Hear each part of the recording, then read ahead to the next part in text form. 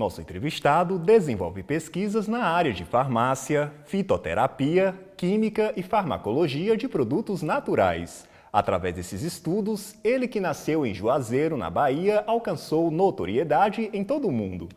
Professor Jackson Guedes, bem-vindo ao programa Sou Sertão. Muito obrigado, Fernando, e toda a equipe da TV Caatinga pelo convite e pela oportunidade de falar um pouco do nosso trabalho aqui na Univasf.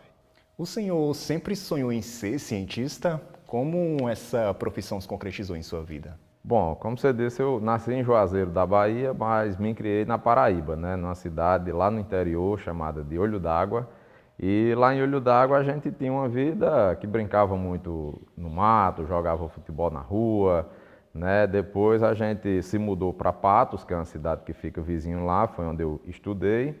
E eu gostava muito de biologia, gostava muito de ciências, gostava muito de química.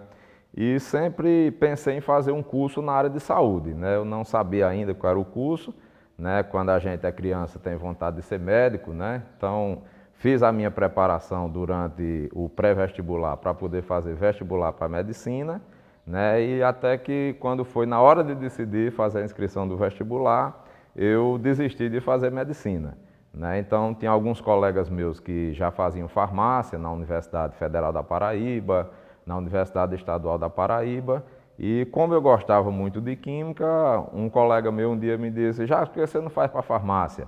E eu ainda me lembro, um colega meu também, na época, disse: "Por que você não faz para cientista?" E eu disse: "Tem vestibular para cientista?" Eu nunca vi, E como eu gostava muito de química, eu digo: "Não, então eu vou fazer para farmácia, Quem sabe um dia eu posso trabalhar numa indústria farmacêutica, num laboratório de análises clínicas, Naquela época eram as áreas do curso de farmácia que eram mais conhecidas. E quando eu entrei na universidade, eu não tinha noção do que era o curso de farmácia. Então, no meu primeiro dia de aula, na recepção dos calouros, a gente foi fazer uma visita, com o pessoal do Centro Acadêmico de Farmácia. Fomos visitar o Laboratório de Tecnologia Farmacêutica, que era o LTF, Hoje ainda tem o laboratório lá, o Bloco C, que a gente visitou. E naquele dia eu conheci o pesquisador que veio a ser o meu orientador na iniciação científica, no mestrado, no doutorado, que foi o professor José Maria Barbosa Filho. Então, enquanto a gente ficava ali no Bloco C esperando para poder conhecer o laboratório, a gente ficava vendo ali nos corredores vários artigos científicos escritos em inglês. Eu não sabia nem o que era um artigo ainda, não sabia o que era um livro, um capítulo de livro, publicado por um cientista. Mas no dia que eu conheci aquele pesquisador, aquele dia mudou a minha vida. No mês de outubro, o senhor passou a fazer parte da lista dos cientistas mais influentes do mundo, segundo o ranking da Universidade de Stanford, dos Estados Unidos. Quais os maiores desafios o professor enfrentou para conquistar esse nível de reconhecimento? Bom, esse é um ranking que é conhecido hoje como o Top 2%, Foi a terceira vez que esse ranking foi divulgado e a primeira vez que o meu nome aparece nesse ranking. Então, isso para mim representa uma alegria, uma satisfação muito grande e o reconhecimento da minha trajetória, Eu estou aqui na universidade há 19 anos, fazendo pesquisa com química, com farmacologia de produtos naturais, trabalhando com plantas aqui da região. Então, isso mostra que o trabalho que a gente faz aqui na Univasf, no Nordeste, no sertão do São Francisco, hoje ele tem uma visibilidade maior, uma visibilidade internacional, porque esses trabalhos, além de serem lidos por pesquisadores do mundo todo, eles também têm sido citados por pesquisadores do mundo todo, que é o principal foco desse ranking, É divulgar aqueles pesquisadores que são os mais influentes em suas áreas de conhecimento. E isso é fruto de muito trabalho, de muita parceria, de muitos amigos, de muitos colegas, parceiros de outras instituições, tanto no Brasil como também no exterior.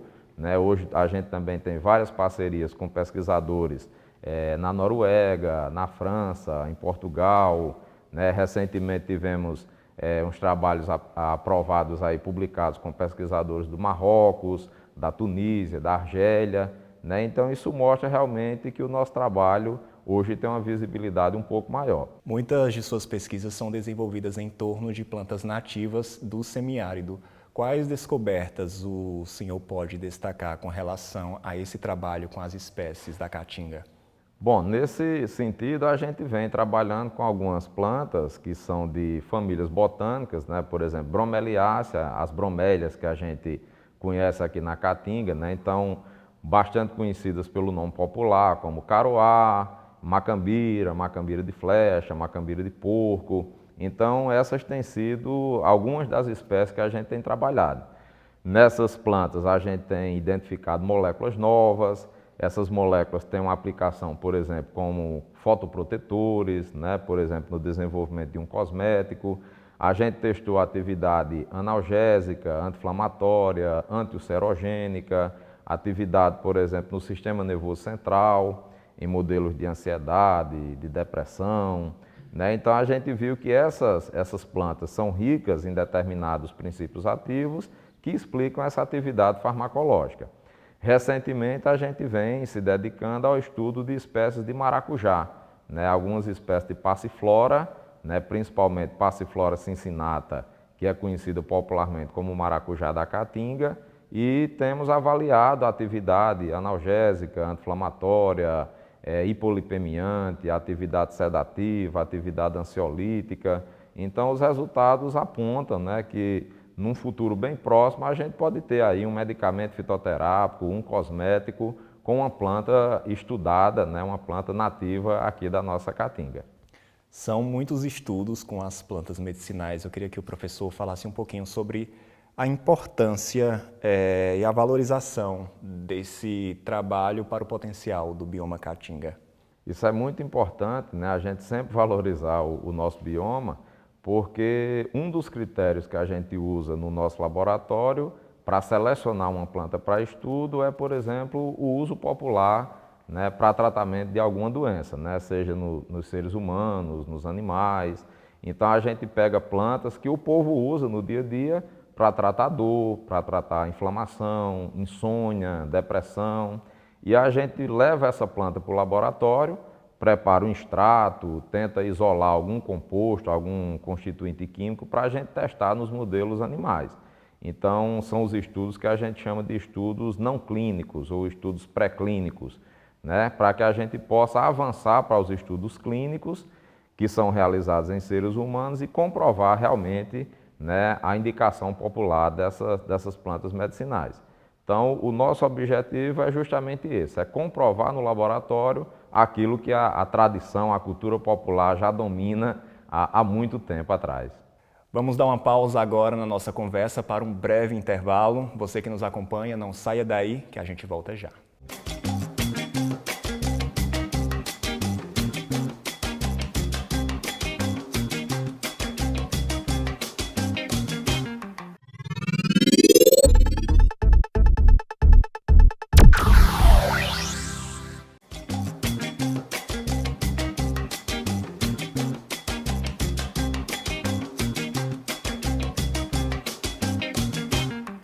Estamos de volta. Nesta edição do Sul Sertão, a gente bate um papo com o professor e pesquisador Jackson Guedes. O senhor mantém colaboração técnico-científica com diferentes instituições nacionais e estrangeiras. Como o seu trabalho é desenvolvido nesses espaços? Essas parcerias, elas acontecem à medida que a gente vai avançando os resultados das nossas pesquisas. Às vezes a gente precisa fazer uma análise que nós não temos o equipamento aqui na Univasf, e sempre recorre à ajuda, à colaboração dos colegas nas outras instituições, né? Às vezes na farmacologia, às vezes na química. Hoje nós temos nas instituições grandes laboratórios, que são laboratórios multiusuários, que a finalidade desses laboratórios é receber essas amostras que vêm de fora, né? Receber pesquisadores, receber estudantes, e assim a gente vai ampliando a nossa rede de colaboradores, né? Então, hoje, praticamente, temos colaboração com pesquisadores e instituições de todo o Brasil, praticamente todas as regiões do Brasil, e, recentemente, temos uma parceria muito importante, muito forte, com a Universidade de Paris, a Université Paris-Cité, e a Universidade de La Rochelle, na França, que são as nossas principais parcerias internacionais. Como o senhor avalia o desenvolvimento da ciência no Brasil e no exterior? Bom, Fernando, essa é uma pergunta muito boa, né? Porque a gente ouve falar muito da comparação das universidades, né? A ciência que é feita no Nordeste, que é feita no restante do país.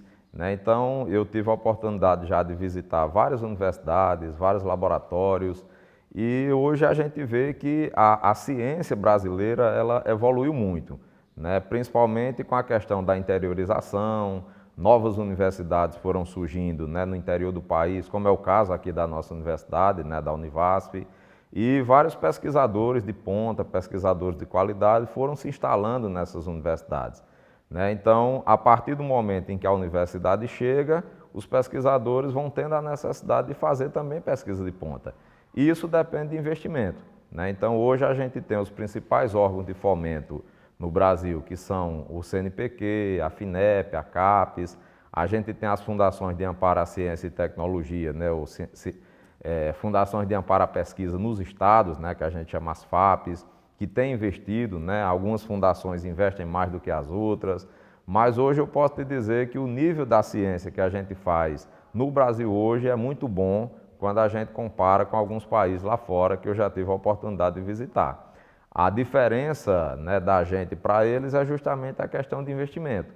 Hoje a gente tem muitos problemas, né, por exemplo, com a aquisição de equipamentos, aquisição de insumos para pesquisa, de reagente, né, de material de laboratório, né, coisa que lá fora eles não têm, né? Então hoje a gente usa, por exemplo, algumas versões de equipamentos que lá eles já estão uma ou duas versões na frente do que a gente usa hoje no Brasil, né? Então acho que se a gente tivesse um investimento adequado, né, a gente estaria também no mesmo nível da pesquisa que se faz na Europa, nos Estados Unidos e agora recentemente a Ásia, né? A gente vê aí alguns países asiáticos despontando na pesquisa científica e eu acho que a solução é essa, né? A gente tem bons pesquisadores, excelentes programas de pós-graduação, né? Muitos deles com nota 6, nota 7, que é o nível de excelência internacional que a CAPES exige, mas se a gente não tiver o investimento necessário, a gente não consegue acompanhar a pesquisa que é feita nos países de ponta. Além do investimento, na opinião do senhor, o que precisa ser feito para que os pesquisadores possam ter sucesso em suas pesquisas e que consigam também esse alcance tanto no Brasil como em outras partes do mundo? Eu acho que hoje a gente está vendo muito, principalmente entre os jovens, uma falta de motivação grande, né? A questão, por exemplo, hoje a gente tem um profissional formado que está fazendo um mestrado, né? E ainda o valor da bolsa de pós-graduação ainda é muito pequena quando a gente compara com o salário que esse profissional receberia no mercado, né? Então passa por uma questão também de incentivo, de valorizar mais esses pesquisadores, né? De melhorar o valor, o nível de investimento, tanto no mestrado, como no doutorado, como no pós-doutorado, para que os jovens possam se motivar cada vez mais a seguir a carreira docente, a seguir a carreira de pesquisador, né? Hoje eu estava lendo uma reportagem, se a gente pegar, por exemplo, os cursos de licenciatura, estão formando cada vez menos professores. Isso vai comprometer no futuro, por exemplo, a nossa educação básica, né? Então, o que é que explica esse fenômeno? O baixo interesse dos jovens pelo magistério, pela carreira de professor, né? E quando a gente pega, por exemplo, nas universidades, né, a carreira de professor, de pesquisador, se não tiver as condições ideais para que a pessoa possa se fixar numa instituição, principalmente no interior do país, né, no norte e no nordeste principalmente, se não houver as condições para que essa pessoa se fixe, né, e possa exercer o seu trabalho, exercer a sua pesquisa, eles vão desistir com certeza da carreira de pesquisador, da carreira docente nas universidades. O senhor é professor na Universidade Federal do Vale do São Francisco e também coordena pesquisas e projetos de extensão nesta instituição. Queria saber o que o professor destaca dessas contribuições para a universidade nas cidades de Petrolina, Juazeiro e em região. Nós, nesses 19 anos, né, que eu estou aqui, a gente vem fazendo um trabalho de difundir o uso racional de plantas medicinais, de medicamentos fitoterápicos, divulgar os resultados dessas pesquisas para a população, como uma forma de dar um retorno, né, sobre as plantas que o povo usa no dia a dia, né? Mas principalmente de alertar para a segurança do uso. Tem pessoas que usam a planta da maneira correta, não preparam o chá, né, a preparação, o remédio caseiro da maneira correta, não usam a parte da planta né, que é a correta, que contém o princípio ativo que vai tratar, que vai curar aquela determinada doença. Então, o nosso trabalho, além da pesquisa científica no laboratório, para poder obter esses resultados, a gente tem feito também palestras, oficinas, né? Então, a gente costuma trazer o pessoal para a universidade para poder conhecer o nosso laboratório. Temos ido também em igrejas, associações de bairro. A imprensa tem divulgado muito o nosso trabalho, né? Então, a gente participa de entrevistas em programas de rádio, de televisão, né? Então, isso faz com que o resultado das nossas pesquisas ultrapasse o muro da universidade, que é o principal objetivo, é a gente atingir a população que não é cientista, né? Porque à medida que a gente publica, por exemplo, um artigo em inglês, poucas pessoas vão ler, né? Só quem sabe inglês, só quem é o cientista, né, que vai ter acesso àquele artigo, mas a população que usa essas plantas medicinais, ela não vai ter acesso, né? Então a gente procura traduzir, né, juntamente com o trabalho, com o apoio de vocês, aquilo que a gente fez na publicação, né, de uma maneira mais simples, numa linguagem mais acessível. E todas as vezes que a gente vai numa comunidade, vai numa associação de bairro, né, o pessoal das pastorais sempre nos convidam para poder dar uma palestra sobre plantas medicinais, sobre fitoterapia. A experiência é muito boa, é muito importante, tanto para mim como para os estudantes, porque eu gosto de dizer que a gente aprende muito mais do que ensina, né? Porque realmente as pessoas que usam as plantas no dia a dia, elas sabem muito mais do que a gente que trabalha com elas no laboratório. Quais metas o professor ainda deseja alcançar em seu trabalho daqui para frente? Bom, eu ainda pretendo continuar, né, formando muito recursos humanos qualificados. Eu acho que o principal legado do nosso trabalho nesses 19 anos tem sido a formação de recursos humanos. Então, hoje a gente tem vários ex-alunos que passaram no laboratório, que são professores hoje na Univasf, né, em algumas instituições aqui da região, como o IF Sertão, como a UPE, como a UNEB, né? Temos ex-alunos também em várias faculdades privadas aqui da região. Então, isso mostra realmente que o trabalho de formação de recursos humanos é importante, né? Temos professores também em outras instituições do Nordeste, no Sul, no Sudeste e até no exterior, né? Então, o grande exemplo que nós temos hoje de sucesso do nosso laboratório, do nosso grupo de pesquisa, é o professor Raimundo Gonçalves de Oliveira Júnior, que foi egresso nosso do curso de farmácia, fez o mestrado comigo aqui na Univasf e hoje é professor na Universidade de Paris, lá também na Faculdade de Farmácia.